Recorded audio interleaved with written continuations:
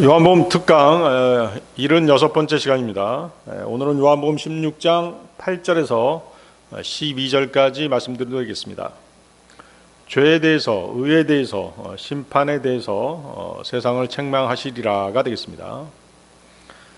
지난 시간에는 내가 떠나가는 것이 너희에게 유익하니라는 제목으로 말씀을 나누었습니다. 주님은 먼저 십자가로 떠나십니다. 주님은 스스로 희생제물이 되셔서 세상 죄들에 대한 죄값을 대신 치르셨습니다. 그리고 그분을 믿는 우리를 구원하신 것입니다. 십자가로 떠나셨던 주님은 부활하신 후 하늘 아버지께로 떠나가십니다. 내가 떠나가는 것이 너희에게 유익하니라. 예수님이 하늘로 올라가셔야 성령님이 제자들 안에 오십니다. 성령님의 오심은 단순한 위로의 선물이 아닙니다.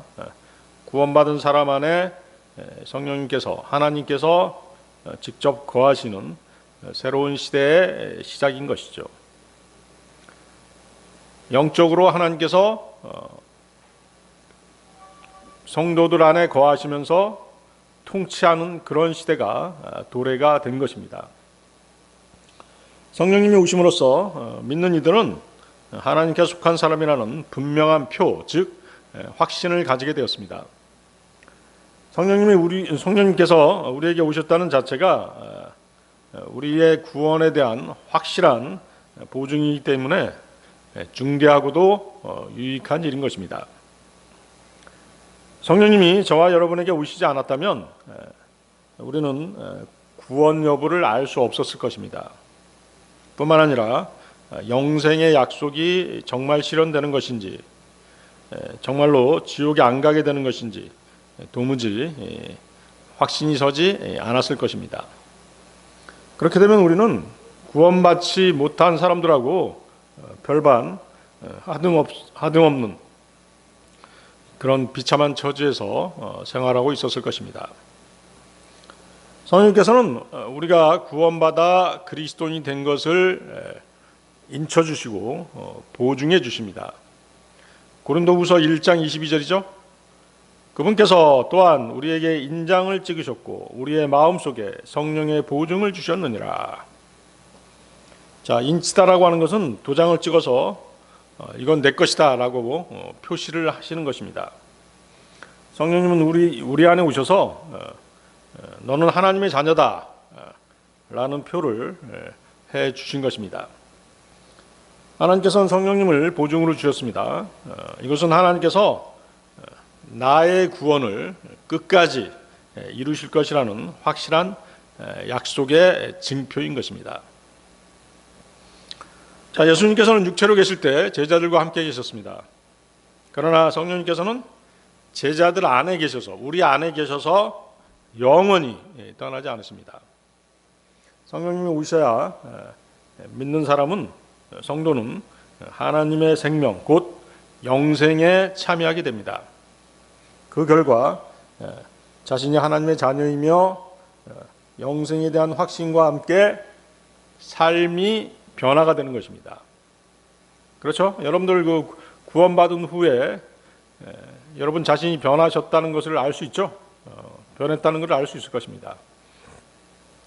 그것이 이제 구원받은 증거인 것이죠. 자, 그러면 요한복음 16장 8절로 가겠습니다. 요한복음 16장 8절.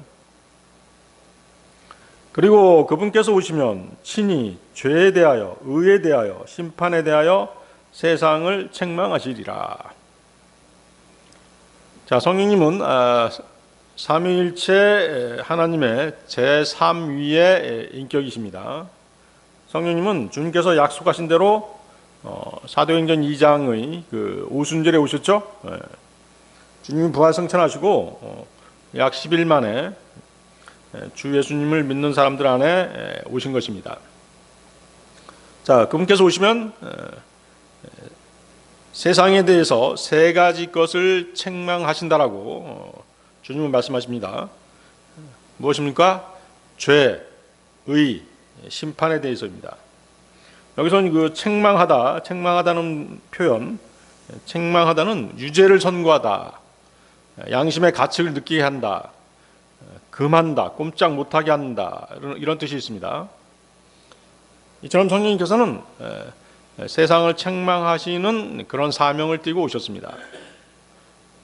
근데 이제 여러분들이 한 가지 알아야 될 사실인데요. 그것은 책망이라는 말은 분명히 죄에 대한 깨달음 혹은 양심의 가책만을 의미하지는 않습니다.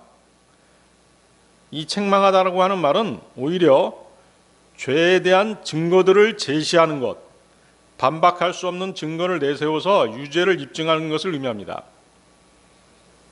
자, 어떤 그 수사관이 범인을 체포할 때 심증만을 가지고 체포할 수 없죠? 뭘 제시해야 돼요? 증거물을 제시해야 되죠? 마찬가지예요. 그래서 여기서 그 책망하다라고 하는 이 표현 속에는 죄의 증거를 제시한다라고 하는 그런 의미가 들어있는 것이에요. 그렇기 때문에 죄인들은 최후의 백보자 심판대에서 자신의 죄들을 털끝 하나라도 숨길 수 없음을 분명히 알아야 되는 것입니다. 전도서 12장 14절 말씀이죠. 전도서 12장 14절 말씀.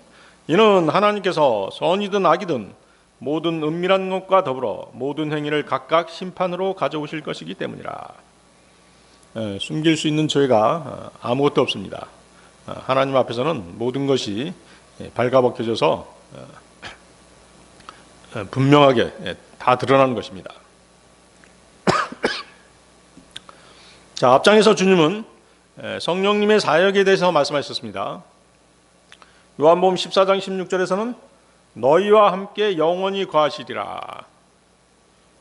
그리고 요한복음 14장 26절에서는 그가 너희에게 모든 것들을 가르치시며 또 내가 너희에게 말한 모든 것들을 생각나게 하시리라 고 말씀하셨고, 요한복음 15장 26절에서는 그가 나에 관하여 증거하시리라 이렇게 말씀하셨습니다. 그리고 여기 16장 8절에서는 성령님께서 세상에 대해서 책망하시리라고 말씀하십니다. 자, 주 예수님이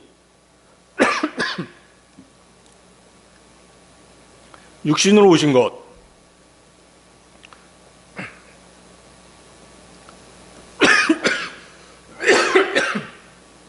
죄송합니다. 바로 그 자체가 하나님을 반대하는 모든 것을 심판하신 것입니다. 마찬가지로 성령님께서 지상에 존재하시는 것, 지상에 우리 그리스도인들 안에 오신 것, 또 지상에 존재하시게 된 것이 바로 뭐다? 세상을 심판하시는 것이라는 것이죠. 그리고 그리스도께서 지상에 더 이상 머무르실 수 없게 된 것에 대해서 세상을 정죄하시는 것입니다. 세상이 주님을 십자가에 넘겨준 것을 정죄하시는 것이죠. 자, 요한복음 16장 9절 보십시오. 요한복음 16장 9절. 죄에 대하여라 함은 그들이 나를 믿지 아니하기 때문이요. 죄에 대하여라 함은 그들이 나를 믿지 아니하기 때문이요. 성령님께서 죄에 대해서 세상을 책망하십니다. 그런데 그 이유가 다른 어떤 죄가 아닌 그들이 즉 주 예수님을 믿지 않기 때문이라고 분명하게 말씀하십니다. 불신의 죄죠. 예수님을 믿지 않는 이 불신의 죄는 그 자체로 이미 정죄받은 것입니다. 주 예수 그리스도를 믿지 않는 것은 장차 유죄 선고를 받게 된다라는 그런 뜻이 아닙니다. 믿지 않는 그 자체로 이미 유죄가 선고되었다는 뜻입니다. 요한복음 3장 18절이죠. 요한복음 3장 18절. 그를 믿는 자는 정죄를 받지 아니하느니라. 그러나 그를 믿지 아니하는 자는 이미 정죄를 받은 것이라. 이는 그가 하나님의 독생자의 이름을 믿지 아니하였기 때문이라. 성령님께서 오셔서 주 예수 그리스도를 믿지 않고 그분을 거부하고 그분을 구세주로 영접하지 않는 것이 이미 죄로 확정되어 있음을 깨닫게 하시는 것입니다. 예수님을 믿지 않는 것에 대해서 양심의 가책을 느끼게 하십니다. 그리고 그분 앞에서 세상이 꼼짝 못하게 하신다는 그런 말씀인 것이죠. 그래서 죄란 다른 데 있는 것이 아니라 주 예수 그리스도를 믿지 않는다는 것, 바로 거기에 있습니다. 어떤 사람이 구원받지 못한 채 죄 가운데 있게 된 이유가 뭐예요? 그 사람이 주 예수 그리스도를 영접하지 않는 그 한 가지 이유인 것입니다. 그렇죠? 그 사람이 지옥에 가는 이유도 마찬가지죠. 주 예수 그리스도를 믿지 않는 그 한 가지 이유예요. 그래서 요한일서 5장 12절에서는 뭐라고 말씀하세요? 아들이 있는 자는 생명이 있고 하나님의 아들이 없는 자는 생명이 없느니라고 말씀하시죠. 자, 그런데 요한복음 16장 9절 다시 보십시오. 죄에 대하여라 함은 그들이 나를 믿지 아니하기 때문이요. 근데 이 말을 뒤집어서 생각해 보면 어때요? 죄를 벗어 던지기가 너무나 쉽고 간단하죠. 누구든지 자기가 지금까지 주 예수 그리스도를 믿고 그분을 구주로 영접하지 않았던 그 죄를 자백한다면 그는 바로 구원받을 수가 있는 것입니다. 예를 들어서 이런 식이죠. 저는 지금까지 예수 그리스도를 믿지 않고 그분을 구주로 영접하지 않는 죄를 지었습니다. 주 예수 그리스도께서 내 죄 때문에 십자가에 달려 죽으시고 장사한 지 사흘 만에 죽은 자들로부터 다시 살아나셨음을 일부러 믿지 않았습니다. 그러나 이제 주 예수님을 저의 구주로 영접하겠습니다. 이렇게 진정으로 고백한다면 그는 구원받을 수 있는 것입니다. 그래서 구령 활동을 하면서 죄인들이 결코 하지 못하는 말이 이것이에요. 나는 아직까지 예수 그리스도를 나의 구주로 영접하지 않았습니다라는 그런 자백인 것이죠. 사실 이러한 자백을 할 수 있는 사람은 지식적으로 주 예수님이 어떤 분인지 어느 정도 알고 있었던 사람일 것이에요. 그렇겠죠? 그렇죠? 복음에 대한 모든 것을 다 들었어요. 복음에 대한 모든 것을 다 들었는데 지식적으로만 알고 머리로만 알고 마음으로는 받아들이지 않았던 것이죠. 의외로 그런 사람들이 많습니다. 기독교 조금, 불교 조금, 도교 조금, 대순 진리에 조금 이렇게 진리를 조금씩 섭렵하면서 예수님을 일부러 믿지 않는 사람이 있어요.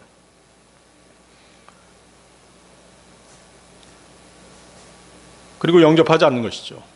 그런 사람이 어떤 사람이다? 바로 죄 가운데 있는 사람인 것이에요.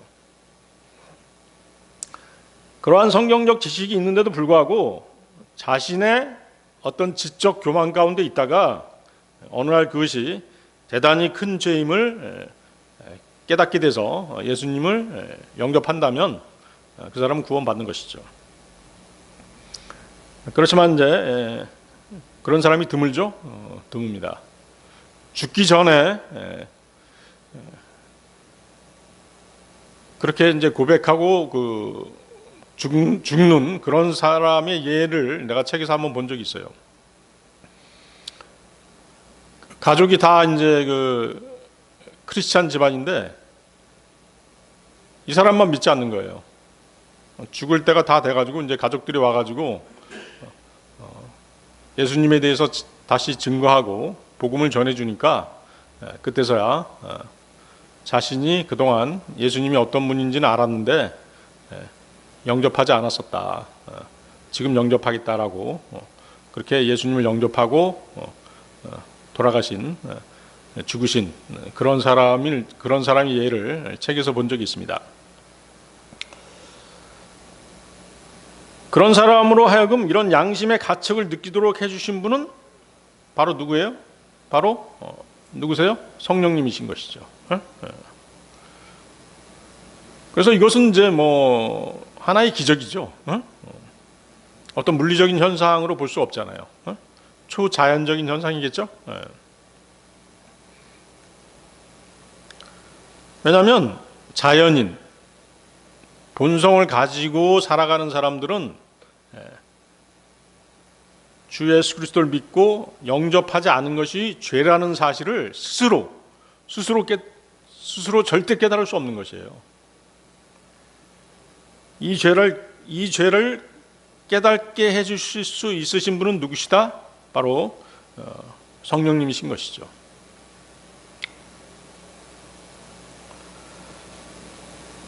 죄인들은 주 예수 그리스도를 믿고 그분을 구주로 영접하는 것이 선택의 문제인 것으로 그렇게 착각합니다. 그러나 그것은 선택의 문제가 아니라 의무인 것이에요. 필수적인 것이죠. 무조건적이고 강제적인 것입니다. 구령에 나서는 그리스도인들이 죄인을 향해서 이 사실을 반드시 가르쳐 주어야 하는 것이에요. 자, 그렇다면 주 예수 그리스도를 믿고 그분을 구주로 영접하지 않는 것이 어째서 죄가 될까요? 그것은 이 세상 그 누구도 주 예수 그리스도를 믿지 않을 권리가 없기 때문인 것이죠. 하나님께서는 이 세상 그 누구에도 그분 주 예수 그리스도를 거부할 권리를 주지 않으셨어요. 주신 적이 없죠. 그분을 믿지 않아도 되는 선택권을 부여하신 적이 없습니다. 그분을 믿지 않아도 될 이유 자체를 원천적으로 허용하지 않으시는 것이에요. 이 세상 그 누구도 주 예수 그리스도 그분을 자신의 삶에서 죄시킬 수 있는 권리가 없다는 말인 것이죠. 자, 여러분이 교회 목회자가 마음에 안 들면 교회를 옮기면 되죠. 그렇죠? 여러분이 자신을 낳아주신 부모가 미워지면 어떻게 하면 돼요? 따로 살면 되겠죠? 주위에 자신의 삶을 방해하는 사람들이 있다면 그들을 어떤 방식으로든 자신의 삶으로부터 차단할 수가 있는 것입니다. 그러나 주 예수 그리스도 그분만은 그렇게 할 수 없는 것입니다. 인간은 주 예수 그리스도를 자신 마음대로 거부할 수 있는 권리가 없습니다. 그분께서는 이 우주의 주인이십니다. 그렇죠? 그분께서는 여러분이 살고 있는 이 세계의 주인이십니다. 여러분이 소유하고 있는 모든 것들, 여러분의 생명을 포함해서 여러분이 누리고 있는 온갖 것들의 주인이 바로 누구시다? 주 예수 그리스도시죠. 선선한 공기, 따사롭게 비추이는 햇살, 살랑이는 바람 등 그 모든 것이 그분이 조성하신 것입니다. 또 그분이 베푸시는 은혜인 것이죠. 인간은 그분을 거부할 수 있는 어떠한 권리도 없습니다. 따라서 자신의 창조주신 주 예수 그리스도를 영접하지 않는 것이 가장 큰 죄인 것이에요. 그분을 믿지 않는 그 자체로 정죄받는 것입니다. 요한복음 1장 10절인데요. 요한복음 1장 10절. 그분께서 세상에 계셨고 세상은 그분에 의하여 지음받았으나 세상이 그분을 몰랐더라. 자, 몰랐고라고 하는 말은 무엇을 알지 못하였고라는 뜻입니다. 그렇지만 이 몰랐고라는 말에는 그 이상의 의미가 있어요. 성경에서 특히 요한복음에서 그분을 몰랐고 이 표현은 뭐냐면 그분을 사랑하지 않았고 이런 뜻이에요. 그래서 주님을 알지 못했다, 주님을 알지 못했고 이런 표현이 나오면 그분을 사랑하지 않았고 그분을 사랑하지 못했고 이런 뜻입니다. 세상은 그리스도를 십자가에 못 박았을 때와 마찬가지로 그분을 사랑하지 않습니다. 그렇죠? 그러므로 여기에서도 그들이 나를 믿지 아니하기 때문이요 라고 현재 시제로 표현된 것이에요. 지금 세상은 그리스도를 미워하는 것이죠. 사랑하지 않고 있는 것이죠. 자, 요한복음 16장 10절로 가겠습니다. 요한복음 16장 10절. 의에 대하여라 하면 내가 나의 아버지께로 가므로 너희가 나를 더 이상 보지 못하기 때문이요. 자, 죄 다음에 이제 의가 나오죠. 자, 성령님께서 또 세상을 책망하시는데 이번에는 의에 대해서 책망하십니다. 자, 의가 뭐죠, 여러분들? 의에 대한 사전적 의미. 의에 대한 사전적 국어 사전에 나오는 의에 대한 그 의미는 인간으로서 지켜야 될 올바른 도리입니다. 근데 의를 가장 잘 표현하고 있는 게 사실은 그 한자예요. 한자말 여러분들 의 쓸 줄 알죠? 의를 보면 어떻게 돼 있어요? 위에 뭐가 있어요? 양이 있죠? 어린 양 밑에 뭐가 있어요? 아가 있잖아요. 자기 아자가 있잖아요. 그렇죠? 어린 양 밑에 있는 것이 바로 뭐예요? 의예요. 아주 그 한자말에서 가장 이제 충격받았던 글자가 바로 의라고 하는 글자였는데 바로 그런 의미가 있죠. 우리가 어린 양 밑에 있으면 뭐예요? 의인이잖아요. 그분의 의를 전가받으면 의인이 되는 것이죠.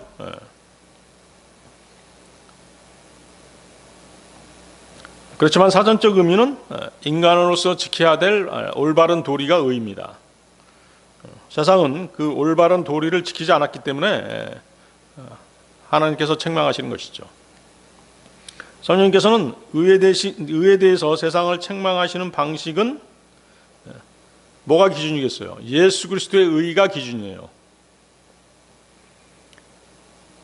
성령님께서는 예수 그리스도 오직 그 한 분만이 의이심을 선포함으로써 세상을 책망하십니다. 자, 우리가 무엇을 판단할 때 기준이 있잖아요. 눈높이가 있습니다. 기준이 있잖아요. 그 기준을 바탕으로 판단하죠. 우리는 말씀이 있죠. 말씀을 기준으로 모든 걸 판별하고 또 분별하죠. 성령님께서는 의에 대한 기준이 뭐다? 예수님의 의를 기준으로 판단하시는 것이에요. 그리고 그 의에 미치지 못하면 세상을 책망하시는 것이죠. 자, 세상은 유일한 의이신 예수 그리스도를 거부했습니다. 세상이 주 예수 그리스도를 거부해 놓고 나니 그분만이 유일하신 의이심을 알게 되었던 것입니다. 어떻게 알게 되었을까요? 성경은 아주 독특한 방식으로 이 사실을 설명하고 있습니다. 세상으로부터 거부당하신 주 예수 그리스도께서 아버지께로 가셨죠? 세상은 그분을 다시 보지 못하기 때문에 그분이 의이심을 알게 되었던 것입니다. 자, 그런데 그분께서 어떻게 아버지께로 가실 수 있었죠? 또 하나님 아버지께서는 그분을 어떻게 받아들일 수 있었겠습니까? 주 예수 그리스도, 그분께서 의이기 때문에 그것이 가능했던 것이죠. 그 사람이 의인으로 판명되면 거룩하신 하나님께서는 그 사람을 받아주시는 것이에요. 그렇죠? 하나님께서는 거룩하신 분이시잖아요. 죄인을 미워하시고 죄인들을 미워하시죠? 죄를 미워하시고 죄인들을 미워하세요. 그렇지만 의인은 받아주시죠. 세상이 거부했고 거부하고 있으며 또 지금도 거부해 왔던 주 예수 그리스도, 바로 그분께서 의이셨다는 사실은 그분께서 죽은 자들로부터 부활하심으로써 명백하게 입증됐던 것이죠. 부활이 바로 뭐다? 그분이 의인이라는, 그분이 의라고 하는 가장 확실한 증거예요. 예수 그리스도의 부활은 하나님께서 그분의 완전한 순종과 의를 공식적으로 인정하신 그런 선언이었던 것이죠. 자, 예수님은 율법 아래 오셔서 단 한 번도 죄를 범하지 않으셨습니다. 오히려 십자가에서 죄인들의 자리에 서셔서 그들의 죄값을 대신 담당하셨어요. 만일 예수님께서 조금이라도 죄가 있으셨다면 죽음은 그분을 붙잡고 놓아주지 않았을 것입니다. 그러나 하나님께서는 예수님을 죽은 자 가운데서 살리셨습니다. 그 사실이 뭐다? 그분 안에 죄가 없었기 때문인 것이죠. 또 예수님의 십자가 사역을 하나님 아버지께서 완전히 만족하셨기 때문인 것입니다. 그렇기 때문에 부활이 바로 뭐예요? 예수님의 부활이 예수님이 의로우신 분이시라는 완전한, 완벽한 증거인 것이죠. 그분의 속죄 사역이 완전하게 이루어졌다는 하나님의 판결이었던 것입니다. 예수님의 부활은 하나님의 무죄 선고와 같습니다. 예수님은 우리의 죄를 대신 짊어지시고 죄인처럼 정죄받으셨습니다. 하지만 부활하심으로써 아버지께서는 이분은 죄인이 아니라 의로우신 분이시다. 그분이 담당한 죄값은 이미 다 치러졌다라고 그렇게 선포하신 것입니다. 다시 말해서 부활은 예수님의 십자가 죽음의 실패가 아니라 의의 성취였음을 확증하는 그런 사건이었던 것입니다. 예수 그리스도의 부활은 단순히 죽음을 이긴 기적이 아니었습니다. 그것은 그분의 삶과 죽음이 하나님 앞에서 완전히 의로웠음을 공식적으로 선언하신 그런 사건이었던 것이죠. 죄 없으신 그리스도께서는 사망에 매일 이유가 없으셨습니다. 그러기에 하나님께서는 그분을 죽음에서 일으키심으로써 그분의 의와 대속사역을 확증하셨던 것입니다. 이 확증은 부활을 통해서 그리스도의 의가 믿는 자들에게 전가될 수 있음을 하나님께서 보증하신 것입니다. 그렇기 때문에 우리는 주님의 부활을 통해서 예수 그리스도께서 참으로 의로우신 구주이심을 확신할 수 있게 된 것입니다. 로마서 1장 4절인데요. 로마서 1장 4절. 거룩함의 영을 따라 죽은 자들로부터 부활하심으로써 권능으로 하나님의 아들이심이 분명히 밝혀지셨느니라. 주 예수 그리스도께서 부활하심으로써 하나님의 아들이시란 그분의 주장이 사실이었음이 명백하게 증명된 것입니다. 사도행전 17장 31절입니다. 사도행전 17장 31절. 이는 그분께서 한 날을 지정하셨기 때문이니 그날에 그분께서는 자신이 임명하신 그 사람을 통하여 의로 세상을 심판하실 것이라. 그분께서는 그를 죽은 자들로부터 살리심으로써 그것에 대하여 그분께서 모든 사람에게 보장을 주셨느니라. 죽은 자들로부터 살아나신 분은 예수 그리스도 한 분밖에 없죠? 네. 그러므로 예수 그리스도 그분만이 유일한 의이셨던 것입니다. 의가 아닌 것은 다시 살아날 수 없습니다. 의가 아닌 것은 오히려 뭐예요? 지옥으로 던져지고 심판에 처하게 되죠. 그렇죠? 네. 의가 아닌 것은 영원히 죽음 가운데 있게 됩니다. 그러나 예수 그리스도 그분께서는 죽은 자들로부터 살아나셨습니다. 그리고 또 아버지께로 가셨습니다. 하나님께서는 거룩하신 분이시잖아요. 거룩하신 하나님께 갈 수 있는 분은 죄가 없으신 분이셔야 돼요. 죄가 없어야 되고 또 뭐예요? 의로워야 되잖아요. 그런데 주 예수님께서는 그 모든 것을 다 만족하신 분이셨죠. 이러한 사실로서 예수님만이 의시라는 그 사실이 분명하게 증명된 것입니다. 자, 그렇지만 여러분들이 이제 오해하지 말아야 될 것이 있는데 그것이 뭐냐면 예수 그리스도께서 하나님 아버지께로 가실 수 있었던 것은 부활 때문이 아니었습니다. 십자가에서 완성하신 의 때문이었죠. 자, 십자가에서의 의, 십자가에서 주님이 완성하신 의가, 십자가의 의가 뭐였죠? 여러분들, 주님이 십자가에서 완성하신 의, 첫 번째 뭐예요? 저와 여러분들, 즉 세상 죄인들을 위해서 대신 죄값을 치르셨죠? 그 한 가지. 또 두 번째 뭐예요? 예수님께서 율법 시대에 오셨잖아요. 그래서 율법의 의를 완전히 이루셨죠. 그렇죠? 모든 율법을 완전히 순종하신 분은 예수님 한 분이시죠? 바로 그것이죠. 또 한 가지 더 추가한다면 뭐예요? 예수님께서는 죽기까지 하나님 아버지께 순종하셨죠. 이 세 가지가 바로 뭐다? 십자가의 의이신 것이죠. 이해하시겠어요? 그리고 주님께서 부활 승천하심으로써 주님이 의인이심을 하나님께서 공식적으로 인정해 주신 것이에요. 정리가 되시나요?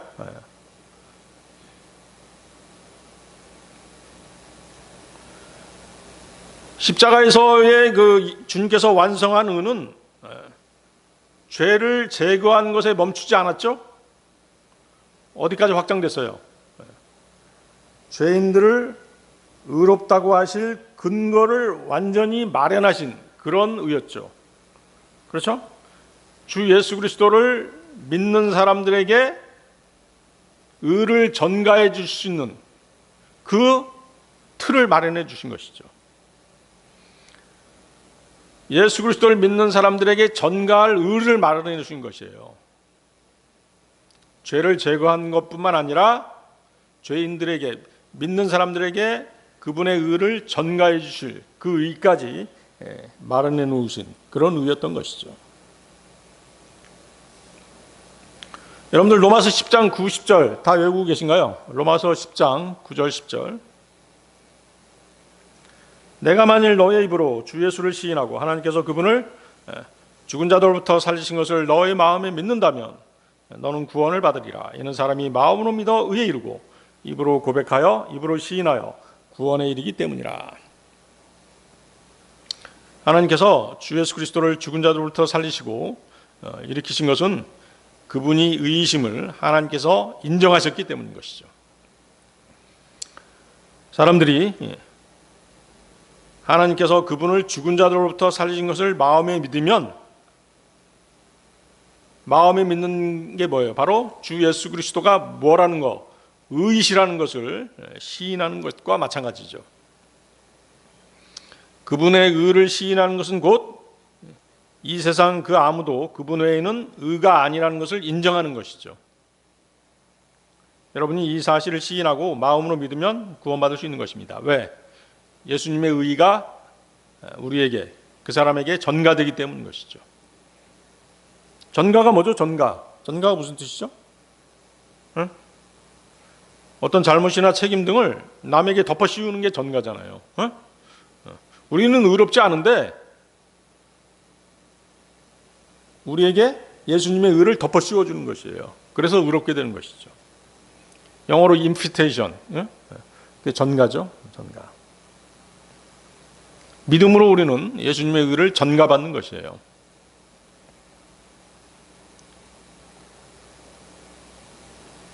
유대인들이 그랬던 것처럼 여러분이 예수님을 의로 인정하지 않는다면 그것은 여러분이 세상의 다른 어떤 것, 또 세상의 어떤 다른 자를 의로 인정한다는 뜻이 되는 것이죠.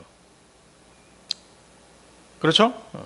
자신을 스스로 의롭다고 하거나 아니면 어떤 세상의 어떤 위인을 의롭다고 하든가, 그 둘 중에 하나인 것이에요. 그래서 세상은 그런 것들을 책망하시는 것이죠. 성령님께서는 그것들을 책망하시는 것이에요. 이 세상 다른 어떤 자의 의나 자신의 의는 참된 의가 아닙니다. 오직 예수 그리스도, 그분만이 유일한 의이신 것입니다. 이것은 그분께서만 죽은 자들로부터 부활하심으로써 입증된 것입니다. 그리고 그분께서 뭐라고 말씀하시죠? 내가 아버지께로 가므로 너희가 나를 다시는 보지 못하기 때문이라는 말씀으로 확인해 주셨습니다. 예수님은 의인이셨기 때문에 거룩하신 분, 거룩하신 하늘 아버지께로 가실 수 있었던 것입니다. 주 하나님 아버지께서 의인이신 그분을 받아주셨던 것이죠. 의가 아닌 사람은 그 누구도 아버지께로 갈 수 없습니다. 그리고 구원받은 사람에게는 하나님의 의가 전가되는 것입니다. 로마서 3장 22절이죠. 로마서 3장 22절. 곧 예수 그리스도의 믿음에 의하여 하나님의 의가 모두에게 이르고 믿는 모든 자들을 위해 임하느니라. 다시 한번 로마서 3장 22절. 곧 예수 그리스도의 믿음에 의하여 하나님의 의가 모두에게 이르고 믿는 모든 자들 위해 임하느니라. 네. 전가죠? 전가입니다. 여기서 말씀하시는 하나님의 의는 그리스도께서 십자가에서 완성하신 의인 것이죠. 곧 하나님께서 죄인을 의롭다고 하기 위해 마련하신 의인 것입니다. 예수 그리스도를 믿는 자에게 전가하신 의인 것이죠. 예수 그리스도께서 주신 믿음으로 주 예수님을 믿으면 하나님께서는 의롭다라고 인정해 주시는 것입니다. 로마서 3장 26절, 로마서 3장 26절 그 밑에 보세요. 이때 그분의 의를 선언하셔 그분께서 정당하게 되시고 또한 예수님을 믿는 자의 정당함을 입증하시는 분이 되려 하심이라. 하나님께서 저와 여러분을 의롭다라고 인정하시는 것은 저와 여러분의 선한 행위를 보고 그러시는 게 아니죠. 저와 여러분이 예수 그리스도를 믿는 것을 보시고 그 믿음을 보시고 의롭다고 하시는 것입니다. 로마서 4장 5절인데요. 로마서 4장 5절. 그러나 일하지 아니하더라도 불경건한 자의 정당함을 입증하시는 분을 믿는 자는 그의 믿음을 의로 여기시느니라. 그의 믿음을 의로 여기시느니라. 자, 그런데 여러분이 그 주 예수 그리스도께서 부활하셨고 또 하나님 아버지께로 가셨다는 사실을 어떻게 알 수 있었죠? 그 사실을 어떻게 믿게 되었죠? 네. 성령님께서 그것을 우리에게 가르쳐 주셨기 때문이죠. 그렇죠? 여러분들 스스로 깨우칠 수 없었잖아요. 우리에게 그런 모든 진리를 가르쳐 주시는 분은 진리의 영이신 성령님이신 것이죠. 성령님께서는 우리 안에 오셔서 우리의 인생, 우리의 생의 모든 것들을 인도해 주시는 분이신 것입니다. 예수 그리스도를 죽은 자들로부터 살리신 분은 하나님 아버지셨습니다. 성령님께서는 바로 그 하나님의 영이시죠. 성령님께서 주 예수 그리스도가 의이심을 우리에게 가르쳐 주신 것입니다. 그리고 이 사실을 받아들이면 그 사람은 구원을 받는 것입니다. 결과적으로 뭐냐면 로마서 10장 9절 10절 내가 만일 너의 입으로 주 예수 그리스도를 시인하고 하나님께서 그분을 죽은 자들로부터 살리신 것을 너의 마음속에 믿는다면 너는 구원을 받으리라. 이 말을 다르게 해석하면 뭐예요? 그분이 의인이심을 믿는다면, 그분이 의인이시란 사실을 인정한다면 너는 구원을 받는 것이다. 그 뜻하고 같은 것입니다.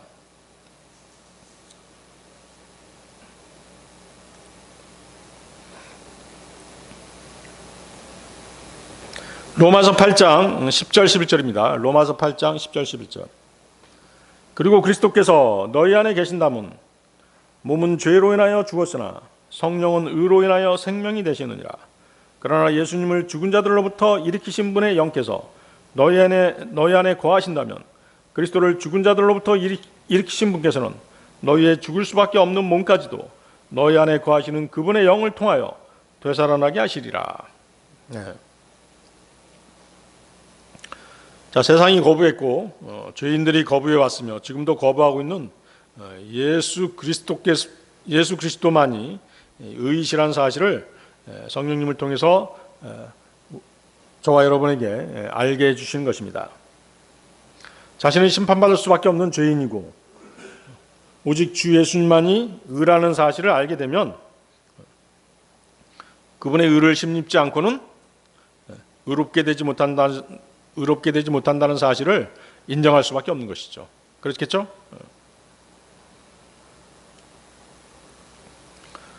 성령님께서는 이런 방식으로 의에 대해서 세상을 책망하시는 것입니다. 세상을 향해 의가 누구신지 명확하게 선포하시는 것입니다. 세상으로 하여금 그 의 앞에 무릎 꿇게 하십니다. 성령님이 아니고서는 이 세상 그 누구도 예수 그리스도 그분만이 의이신 것을 혼자서 깨달을 수는 없는 것입니다. 이것은 반드시 성령님께서 인도하심으로써만이 가능한 초자연적인 현상, 기적인 것이죠. 자, 요한복음 16장 11절로 가겠습니다. 요한복음 16장 11절. 심판에 대하여라 하면 이 세상의 통치자가 심판을 받기 때문이라. 자, 죄, 의, 그 다음에 심판. 자, 심판에 대해서 말씀하시죠. 성령님께서는 이 세상의 통치자가 심판을 받기 때문에 이 심판으로 인해서 세상을 꼼짝 못하게 하신다라고 그렇게 말씀하십니다. 자, 이 말씀을 하신 것은 이제 예수님께서 말씀하셨는데요. 11절 다시 보세요. 심판에 대하여라 하면 이 세상의 통치자가 심판을 받기 때문이라. 약간 모호하죠. 심판에 대해서라면 이 세상의 통치자가 심판받기 때문에 그것이 심판이다. 약간 모호합니다. 자, 이 세상의 통치자가 누구예요? 마귀죠. 마귀가 심판받기 때문에, 우두머리인 마귀가 심판받기 때문에 이 심판으로 세상을 꼼짝 못하게 하신다는 뜻이에요. 자, 성경은 마귀를 이 세상의 신, 이 세상의 통치자라고 말씀하시죠. 고린도후서 4장 4절인데요. 이 세상의 신이 그들 안에서 믿지 않는 자들의 생각들을 가렸으니 하나님의 형상이신 그리스도의 영광스러운 복음의 빛이 그들에게 비치지 않게 하려는 것이라. 여러분의 신이 하나님이신 주 예수 그리스도가 아니시라면 여러분의 신은 다름 아닌 누구다? 마귀인 것이죠. 자신이 아무리 무신론자다 또는 세상에 어떤 다른 종교를 가지고 있다라고 주장하여도 아무 소용이 없습니다. 무신론자인 자, 또 세상에 다른 종교를 숭배하는 자는 마귀를 신으로 섬기고 있는 마귀를 믿는 자인 것입니다. 여러분이 하나님의 아들들 가운데 하나가 아니라면, 하나님의 자녀가 아니라면 여러분은 마귀의 자식들 가운데 하나인 것입니다. 자신이 하나님의 자녀가 아니라면 그는 진노의 자녀인 것이죠. 다시 말해서 그 사람의 신은 누구다? 그 사람의 주인은 누구다? 마귀인 것이에요. 그래서 성경은 사람이 궁극적으로 섬길 대상이 오직 두 가지라고 말씀하십니다. 하나는 참 하나님이신 예수 그리스도, 다른 하나는 예수 그리스도를 대적하는 마귀, 둘 중에 하나인 것이에요.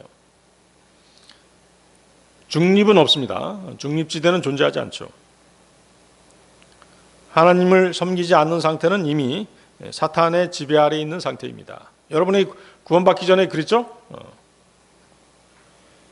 사람이 의식적으로 마귀를 숭배하지 않더라도 그리스도를 거부한다면 그 사람은 마귀를 섬기고 있는 것과 같습니다.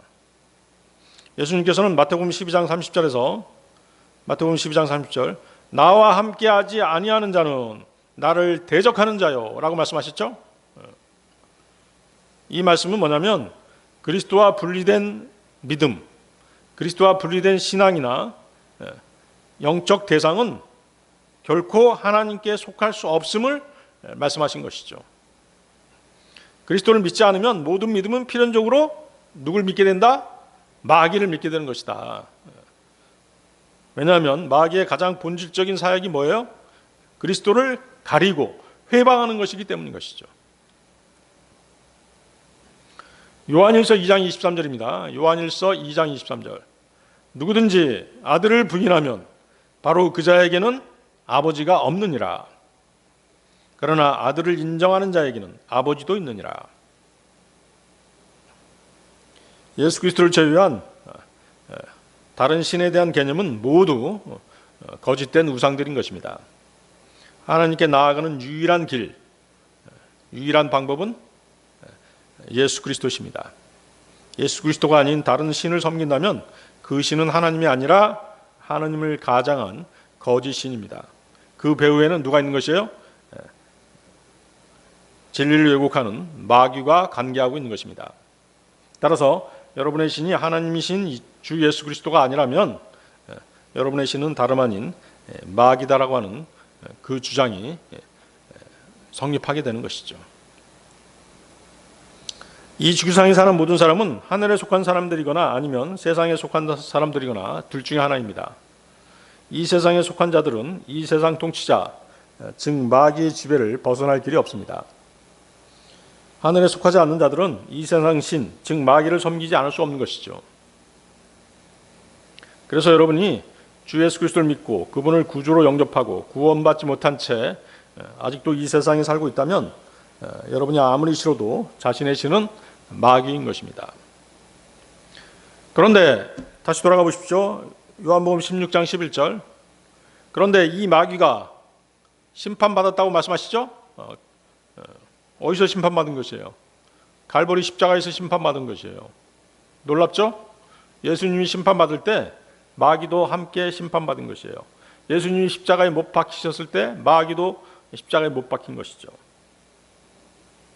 이 세상의 통치자인 세상신, 세상의 아비, 세상의 주인인 또 세상의 지도자인 사탄이 갈보리 십자가에서 심판받은 것입니다. 이것은 뭐냐면 주 예수 그리스도를 영접하지 않은 세상 또한 그 통치자 마귀와 함께 갈보리에서 심판을 받았다라고 하는 것이 성립하는 것이죠. 그렇다면 세상은 갈보리 십자가의 심판 앞에서 꼼짝달싹 못하고 어때요? 무릎을 꿇어야 되겠죠? 성령님께서는 이 세상의 통치자가 심판받았기 때문에 갈보리 십자가를 가르치시면서 너희 세상도 심판받을 것이라고 그렇게 경고하시는 것입니다. 자, 그러면 갈보리 십자가에서 이 세상 통치자 마귀가 심판받았다는 것을 우리가 어떻게 알 수 있죠? 성령님께서 우리에게 성경을 통해서 그 사실을 알려주기 때문에 우리가 알 수 있는 것이죠. 갈보리에서 이 세상의 통치자 곧 마귀가 이미 심판받았다는 사실은 예수님의 선언과 사도들의 증언을 통해서 분명히 알 수 있습니다. 예수님께서는 십자가를 바로 앞두고 이런 말씀을 하셨죠. 이렇게 선언하셨습니다. 요한복음 12장 31절이죠. 요한복음 12장 31절. 이제 이 세상에 심판이 있으니 이제 이 세상의 통치자가 쫓겨나리라. 여기서 이제란 말은 now, 이제는 장차 있을 가능성이 아니라 십자가 사건을 통해서 즉각적으로 효력이 발생할 판결을 의미하는 것입니다. 즉 갈보리에서 사탄은 결정적인 심판을 선고받은 것입니다. 그렇다면 그 심판의 근거가 뭘까요? 그것은 예수 그리스도께서 죄 없으신 분으로서 죄인의 자리에 섰기 때문인 것입니다. 히브리서 2장 14절입니다. 히브리서 2장 14절. 그런즉 자녀들이 살과 피에 참여하는 자들인 고로 그분께서도 친히 이와 같이 동일한 속성을 취하셨느니라. 이는 그분께서 죽음을 통하여 죽음의 권능을 가진 자 곧 마귀를 멸하려 하시며. 자, 잘 들어보세요. 십자가에서 예수님은 사탄의 가장 강력한 무기가 뭐죠? 사탄의 가장 강력한 무기. 죄와 사망의 권세죠. 그렇죠? 십자가에서 예수님은 사탄의 가장 강력한 무기였던 죄와 사망의 권세를 법적으로 무력화시키신 것이에요. 어떻게 무력화시켰습니까? 마귀는 죄를 근거로 인간을 고소했지만 그 죄값이 어디서? 십자가에서 완전히 치러졌잖아요. 예수님의 보혈로. 그렇게 되니까 마귀는 더 이상 고소권을 가질 수 없게 된 것이죠. 이해하시겠습니까? 골로새서 2장 14, 15절입니다. 골로새서 2장 14, 15절. 우리를 대적하였고 우리를 반대하였던 손으로 쓴 법령들을 지어 없애셨으니 그 길에서 그것을 제거하시어 그분의 십자가에 그것을 못 박으셨느니라. 그리고 정사들과 권능들을 상하게 하셨으니 그분께서 십자가 안에서 그들로부터 승리를 거두시어 그들을 공공연한 구경거리로 만드셨느니라. 여기서 이제 이기셨다라고 하는 표현은 그 로마의 개선 장군이 패배한 적을 포로로 끌고 행진하는 그 모습에서 나온 말입니다. 사탄이 갈보리에서 공개적으로 패배한 원수가 되었음을 뜻하는 것이죠. 자, 요한복음 16장 11절 다시 보십시오.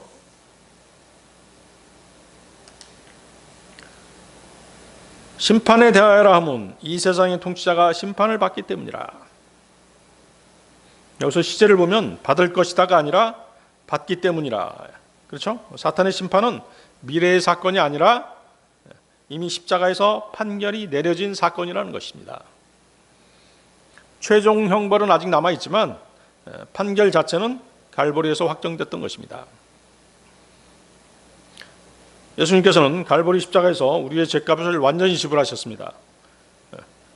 그럼으로써 마귀가 세상을 지배하던 법적 권세를 완전히 무너뜨리신 것입니다. 그 순간 사탄은 심판을 선고받았습니다. 쫓겨난 세상 통치자가 된 것이죠. 그의 패배가 확정되었습니다. 그의 권세가 없어졌기 때문에 그렇게 돼버린 것이죠.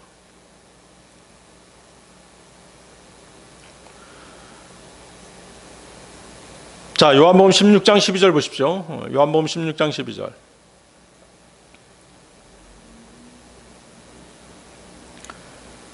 내가 너희에게 말할 것들이 많이 있으나 지금은 너희가 그것들을 감당하지 못하느니라.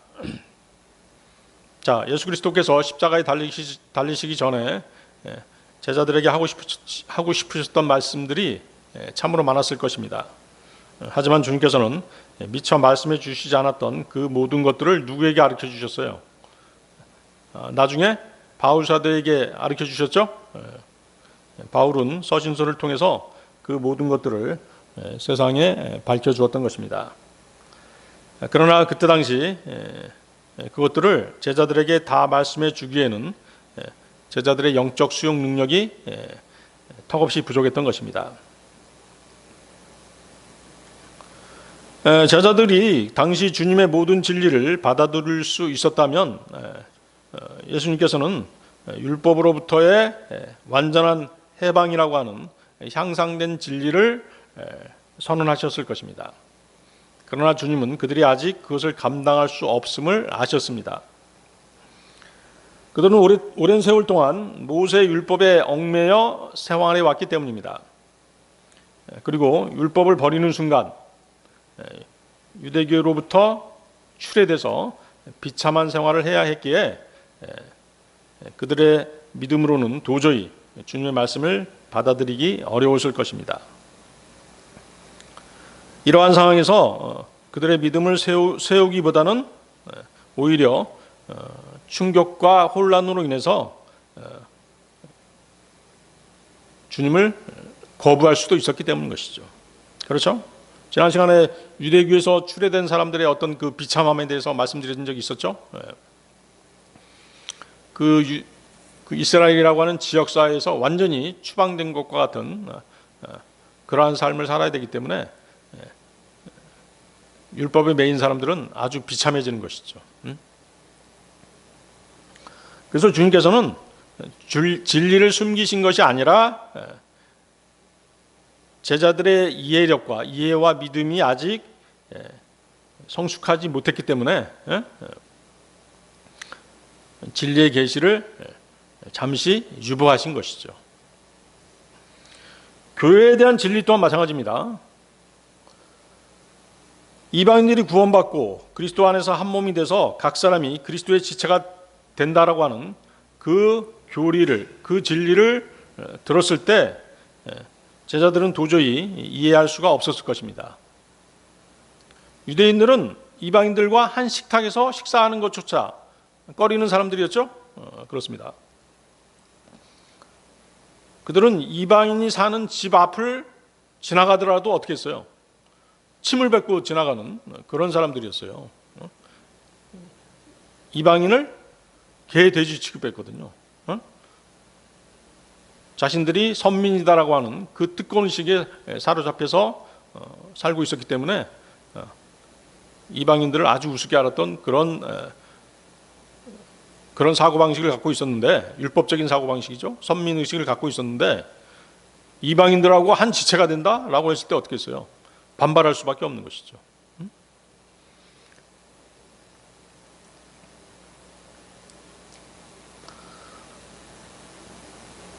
지옥교회 내에서도 보면 어때요?